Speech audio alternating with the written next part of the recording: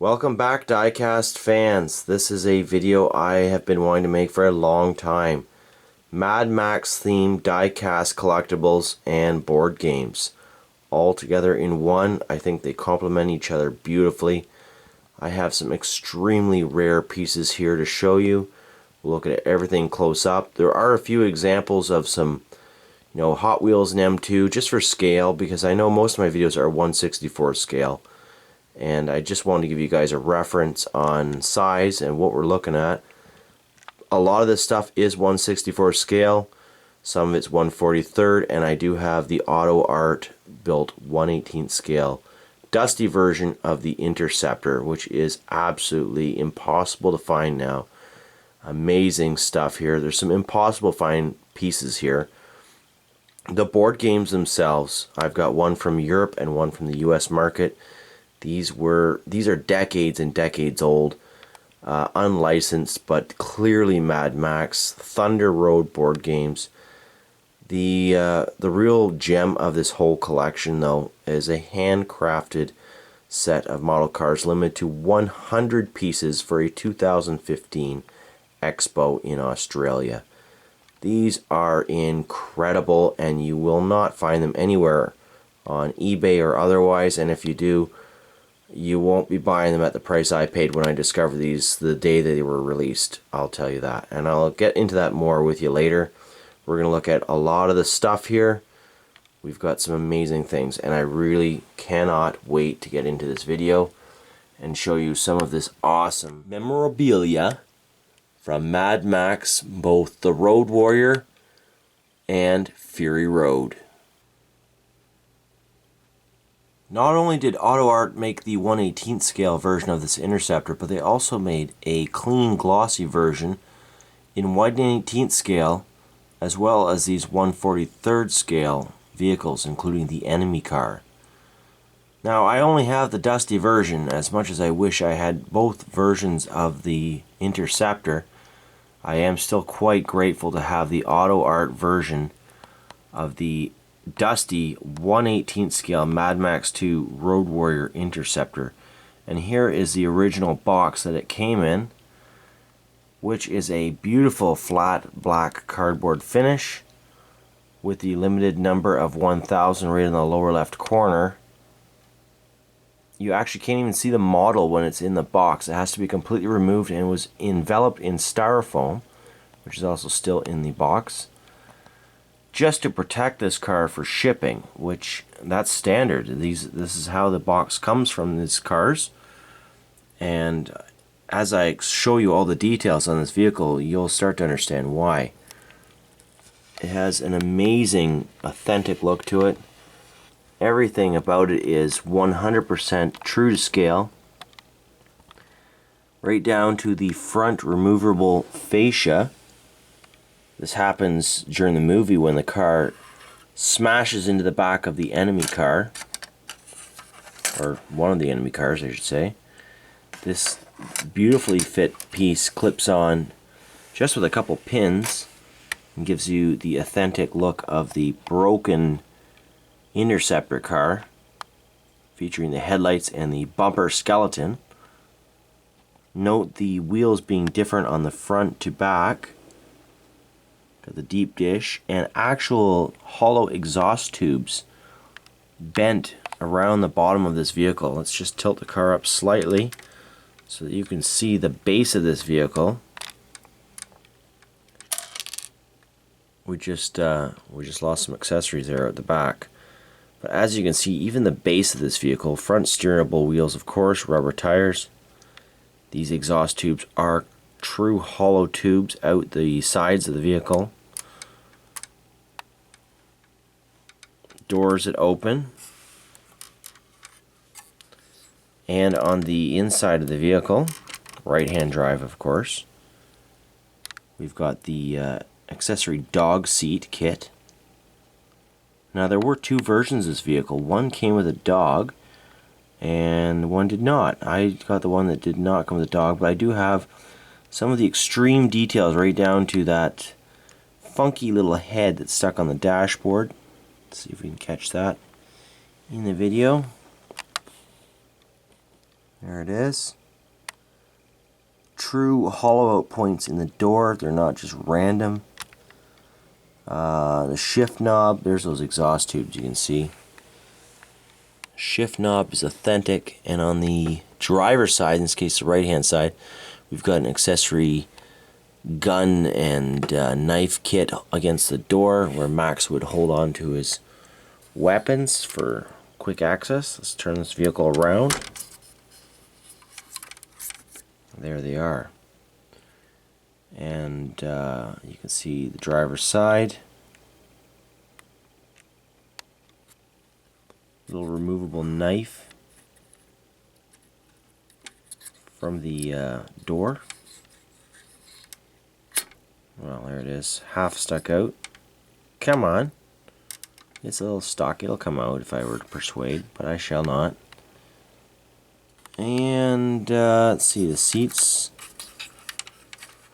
They're not foldable, although they look to be. And while we're looking at the inside, you can see the back of the vehicle somewhat. Hard to see through all the dust and grime. It's just got a straight old roll bar in the back.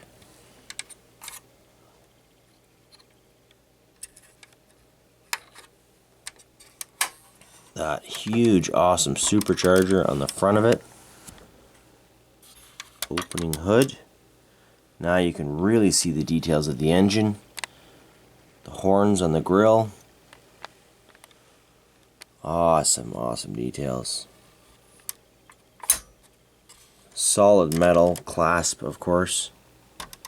And the back, well, there's all Mad Max's fuel tank, storage, a spare tire. And just check out those details on this thing. Just awesome. It's got 4 jerry cans for his gasoline in the back as well. This tire, which has a chain on it, and again another view into the cabin of the vehicle. An authentic wire mesh there to keep his dog from jumping out and from crap from flying in and hitting him in the head when he's driving, including this tire, I'm sure.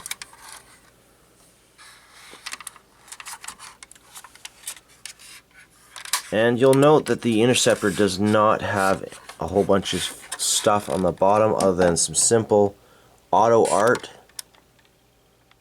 and 1/18 Mad Max Interceptor. That is about it. There's a little copyright, but the chassis is very clean, true to life,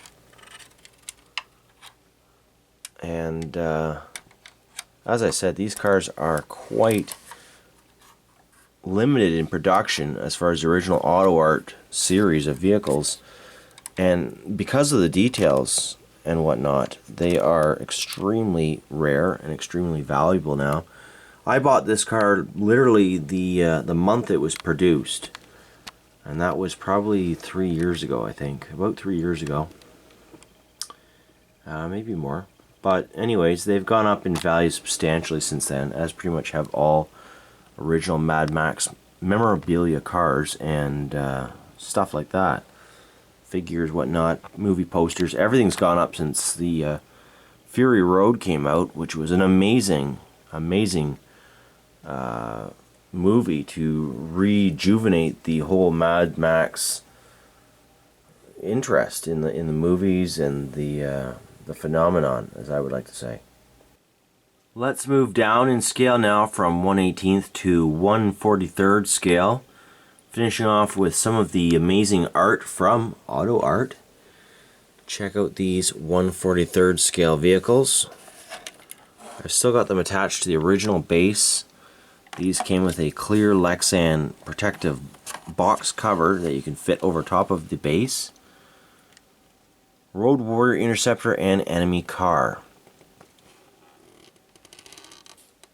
Now these were cost me $100 back in the day when they came out, same time as the original Interceptor we just looked at.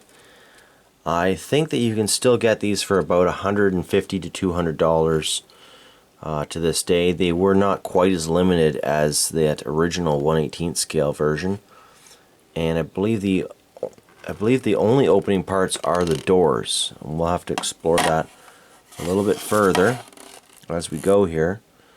But the details on these cars, quite awesome. Steerable wheels, and the enemy car is truly one of a kind. I always wished that they would make this in 1/18 scale. They did not, that I know of anyways. And had they, I'm pretty sure there would be one right next to that Interceptor, because in itself it is a very cool car. So let's just see if we can open up some doors or windows, or no, I'm pretty sure these cars actually don't have any opening parts on them. The doors do not open. The hoods definitely don't open, so they're just extremely authentic, detailed models. The wheels don't actually turn either. Sorry. I mean, they don't steer. They turn, but they don't steer. Either way, who cares? Look at these cars. They're amazing.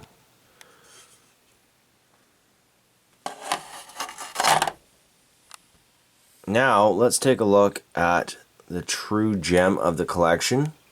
Those handcrafted 1/64 scale Ace-made models. These handcrafted models, 1/64 scale, by Ace Model Cars, out of Australia. I have never opened this package before in my life, and I believe we will be opening this for you on camera right now. But first, let's take a look at the packaging. High gloss cardboard, Diecast Model Expo 2015. No information on the back. Same information on the top. Limited edition, handcrafted once again. And on the base of this cardboard, I know everyone's going to be asking about these cars, so we might as well get this all out of the road. Made exclusively for the Diecast Model Expo 2015.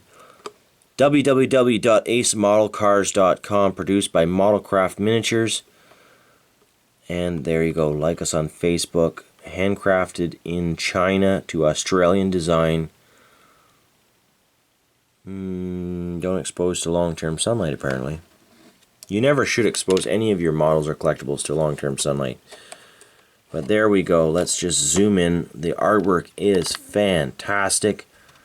That is a reflection of the MFP Interceptor in the background. There's actually just an open road, which we'll see very shortly here as we get this out of the packaging. We are going to leave the cars on their display, and I must be very careful when opening this. I do not want to damage the packaging in the least. Sorry, I'm just reaching for a utensil here to open it up carefully. I like to use a knife to kind of open these big packages. There we go, just like that. You just kind of force it out sideways, then you don't have any tears or creases on the cardboard, because this is truly, these are handcrafted. There's nothing about this I want to disturb. And I bought this years ago. This is really quite something. Wow, this is gonna look gorgeous.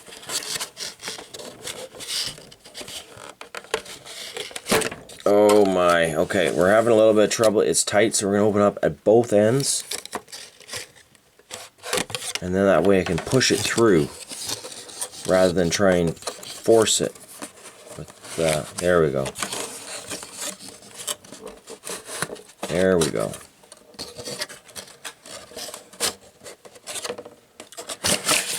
All right. Cardboard open at both ends, as you can see, but that saved the packaging completely. And beautiful clear Lexan case protecting these cars. It's got a gray platform. They are screwed down with 2 Phillips screws by the looks of it. There is a piece of tape on each side, and of course we're going to have to cut that. For that I will use my hobby knife, my model hobby knife. And let's just carefully,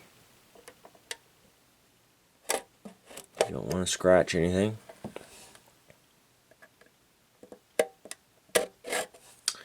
Now, when I bought these cars, I was on the hunt. It was the same time almost that I bought the AutoArt cars, and these actually set me back $100 Australian, which is about the same as Canadian at the time. Now I wish I had bought more. I really do. They were expensive as all get out when you think about $50 per car, but that is nothing compared to some 1/64 scale, like, you know, Hot Wheel exclusive cars that are in the thousands of productions. And these are now impossible to find. You cannot find these cars for sale. Anyone that has them, unless they're dying or dead already, you're not going to sell these. I mean, handcrafted. Look at these things. They are just amazing. The detail is incredible. Antennae. Individual tubular exhaust. Look at the brackets that hold the sirens on. The rims, everything about these. These are not customs made off of a Hot Wheeled Falcon XB. These are actual handcrafted die-cast models. Transparent headlights. Individual, these are not painted on. Windshield wipers. These are wire wipers on the front of the windscreen. Like, amazing, amazing detail. This is like a whole nother level beyond Greenlight, M2, Johnny Lightning, anything you can imagine at 1/64 scale. Just to give you a reference, here's an M2. These are authentic. Here is a Hot Wheel. Popular old Cadillac. Everything here is 1/64 scale, and the details are incredible. Look how transparent those windows are. They look like real windows. Now on to the Interceptor. Often replicated, never duplicated. Now look at this thing.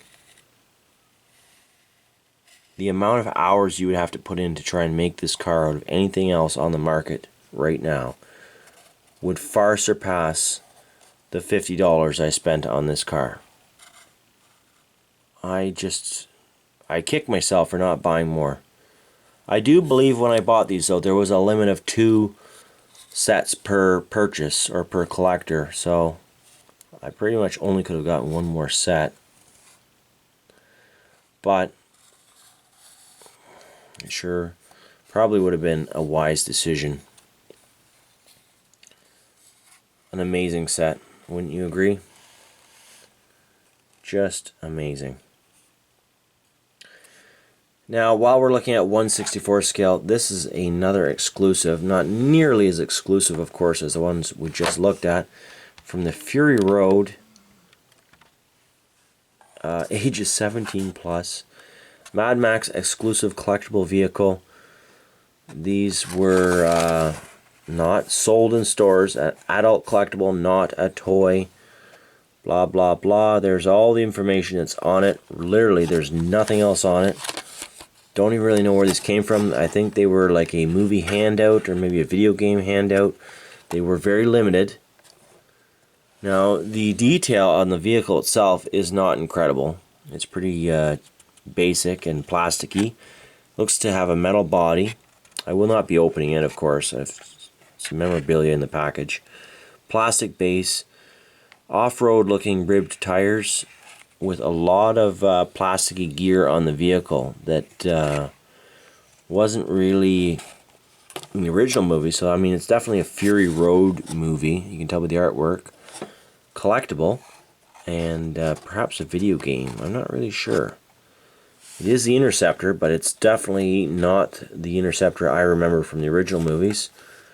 So there you go. Awesome vehicle. Now, can you imagine having a few of these for this game board I'm about to describe to you? Let alone having a few sets of these. Talk about an exclusive set right there. Anyways. Now, finally, the burning question I'm sure many of you who are still watching this video are wondering. What on earth are these board games and where do they come from? That was my initial reaction only maybe a month or two ago when I first discovered these Milton Bradly based Thunder Road board games, the Ram and Wreck survival game. Now, when I found them, I went crazy for the artwork more than anything. but the gameplay is actually quite fun. Key to fun, ages 10 and up. Eliminate your opponents and own the last surviving car on the game board for 2 to 4 players. Milton Bradly Company. And here are the models that come with it. You get 4 colors of plastic models. You get 6 dice. And there's all the colored models. Gray, red, tan, and green. You've got the gyrocopter, the big old enemy rig known as the Eliminator in this game, the Interceptor type car which is known as the Avenger, and of course the Buggy. Now these are quite small, they're almost micro machine size, but still very detailed and must be assembled in order to play. They're a 2-part vehicle, some of them are 3-part. And then you've got all these wrecked cars, these black wrecked cars, which you can place strategically on the game board to interrupt the flow of the road.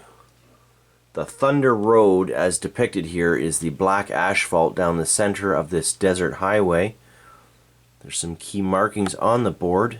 I have placed a few 1/64 scale vehicles on here because we'll get to that in a second, but this game is fully transferably played with your actual 1/64 scale models and custom models, real models, whatever you want. If you don't want to play with the plastic models, you totally can play this game with your larger metal models of 1/64 scale and have a lot of fun. Here is the back of the cardboard box for the US based or North American based Milton Bradly Thunder Road. You can see the 4 generic young lads playing the game here. And of course on the back a small description. Drive and survive on the never-ending road. It's a desert road race played on a unique game board that never ends. Drive on the road and try to survive. Outrun opponents and dump the stragglers left behind. Switch and link the game board to create a new road every time you need one. You have 3 attack cars and 1 assault chopper. Use them to ram and shoot at opponent cars, wreck them, and ride to victory. The last surviving car owns the road and its driver becomes the ultimate survivor. Will it be you? And there you go, a small description on how this actually works. Race to the end of the board of the lead board first and create a new road. So when you get to the end, you start at the beginning of the old road. Dump the cars left on the rear board. They are out of the game. So if you're slow, you're gone. Switch the boards, link them together, and you've got a new road to drive on. It's kind of like a puzzle, as you can see. Ram or shoot other cars. Here we go. Move into position and ram or shoot at another opponent's car. With a lucky die roll, the car becomes a wreck. In that case, you flip it over. Attack with your chopper. Swoop down on any car and attack with your chopper. Roll the die to make the car a wreck. Contents: 1 switch and link game board, 12 cars, 4 choppers, 8 wrecks, yellow dice, 2 red dice, 1 black die. Assembly required. 1986. 1986. Now, I don't know how long this game board was out, but it was out long enough that, oh, I'm just going to put it in the background here, that it was released in both the North American market, right here, larger game box, larger game board, and the European Union. Now this box here, completely different artwork on the design, basically exactly the same game. They say it's ages 7 years and up versus 10 years and up, and it's clearly not a chopper, it is a gyrocopter, so I like the artwork better on this one personally. I think it's a little bit more mature, a little bit more authentic to the movie. This is kind of more artsy-fartsy, but still very cool. Now inside the game box you would find this kind of little detailed identity board of the vehicles. So you've got the Doom Buggy, 160 horsepower V6 Turbo Rat. Performance, max speed, 143 miles per hour, 0-60 in 2.9 seconds. And then look at the Eliminator, battle factor, rated 6, vehicle class, Ram Destroyer. Engine, 2,850 pound thrust, single shaft, turbojet with afterburners. Max speed, 150 miles an hour, 0-60 in 4.3 seconds. Weaponry, front mounted 40mm cannon. So you got lots of cool information on all the vehicles. They're really Kind of gets you in the mood for playing. And then on top of that, you've got the vehicles themselves, which are extremely detailed. Let's just take one up over here and have a close look at it. For a tiny, tiny little car, look at this thing. I mean, you could modify these, make them a little bit better, but I mean, it's got exhaust. Whoa, and it's gone. It's got exhaust sticking out, just like the big Interceptor we looked at with the hollow tube exhaust. There they are. Slicks, spare tire, and the buggy. Kind of a simplistic design for the buggy, really, but it gets the point across. And then you've got the big mean Eliminator, which let's see if we can focus. It's got some jagged teeth on the front, a cannon, driver, the turbojet engine in the back, triaxle design, and the gyrocopter. There it is. Focus. The gyrocopter has a little stand, of course, actual rotating prop on the top, and there's our Aussie driver at the very top. Forget his name right now, but anyways, pretty cool. So I mean, each one occupies a space on the board. And to further detail here, the 6 dice that come with the game board. You've got 2 attack dice, a road bonus die, which we'll get into in a moment, and then you've got your movement dice. So initially, and then of course, well, just before we get into that, then you've got these wrecked cars, which you're supposed to place on the X's on the game board. The wrecks are pretty generic. They're all the same, kind of squash cars with some sort of weird hole in the top. That's fine. You put your chopper, then your largest rig in front of the chopper. Then you put the Avenger, and starting with the buggy. So in turn, each player rolls the dice, 3 movement dice. Regardless of how many vehicles you have, you always take the best of the dice you have for the cars you have on the board, and you allot them. So 5, 3, and 3. So let's say the buggy moves 5. 1, 2, 3, 4, 5. You got to go around them. It's kind of, you know. You can't use the road bonus unless you started on the road. If you start on the road, you get to roll the road bonus and potentially move an extra 2 because you were on the road. But if you deke off the road onto the dirt, or you start in the dirt, or anything like that, or you hit any cars, you can't use that road bonus. That's like an asphalt accelerant type thing. So anyways, the cars move. 1, 2, 3. I like to get on the road right off the bat. And you always have to move forward. You can't move backwards. 1, 2, 3. You must move the full length of your die. If you can't move, you got to go somewhere. You can't just stop halfway. And if there's a car, an enemy car in the way, let's say Mr. Gray car's here, and you come up behind him, as long as you're adjacent to this vehicle in any pattern, shape, or form, you can roll a die. So each one of these 3 vehicles has basically a body count. This one is 6, 5, and 4. The chopper you can't attack because it's in the air. And so anyways, let's say a beige car comes up behind gray car. He rolls 1 red die, and if he rolls a 6, the gray car is toast. Anything less than that, then it's a miss. The gray car is wrecked. Bam!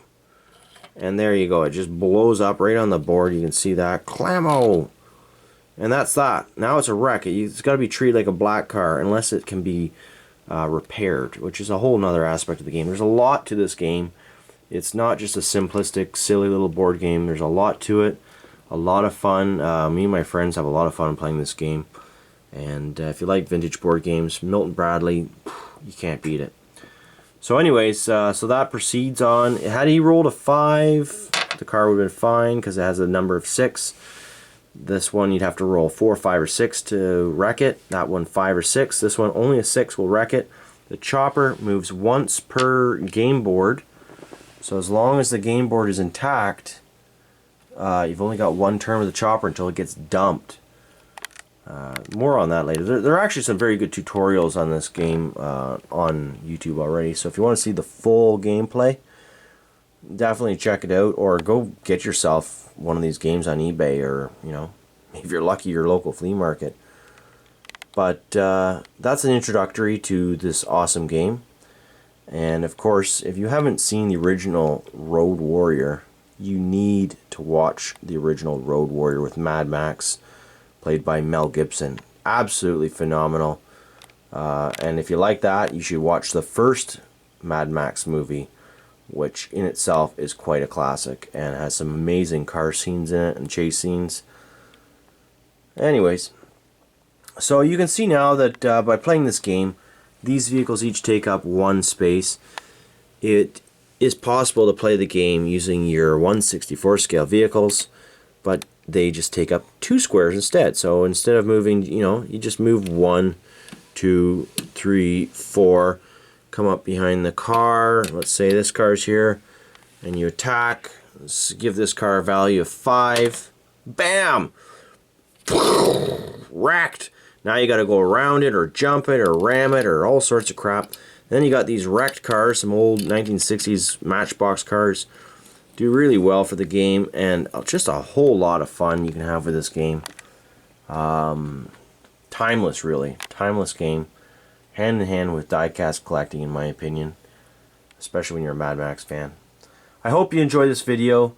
It's been one I've been wanting to make for you guys for a long time. And I hope I delivered on that. Anyways, I enjoyed making it for you. If you're out after any of this stuff, as I always say, happy hunting.